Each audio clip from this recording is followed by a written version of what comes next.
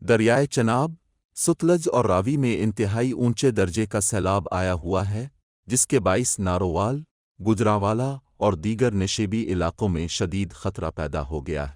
شکرگڑھ کے مقام پر 50 افراد کو سیلابی پانی سے محفوظ نکالا گیا، جبکہ متعدد دیہات زیر آب آ چکے ہیں۔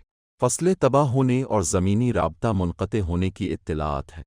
سیلاب سے نمٹنے کے لیے ریسکیو 1122 پولیس اور انتظامیہ مسلسل عمل میں مصروف ہیں۔ ضلعی انتظامیہ نے فوری انخلا کا عمل شروع کر دیا ہے اور محفوظ مقامات پر منتقلی جاری ہے۔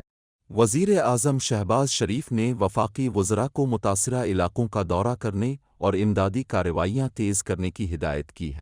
پنجاب کے 6 اضلاع لاہور، قصور، سیالکوٹ، فیصل آباد، نارووال اور اوکاڑہ میں فوج طلب کر لی گئی ہے، جو سول انتظامیہ کے ساتھ مل کر ریسکیو اور ریلیف آپریشنز میں مدد فراہم کرے گی۔ NDMA اور دیگر اداروں کو ہائی الرٹ پر رکھا گیا ہے۔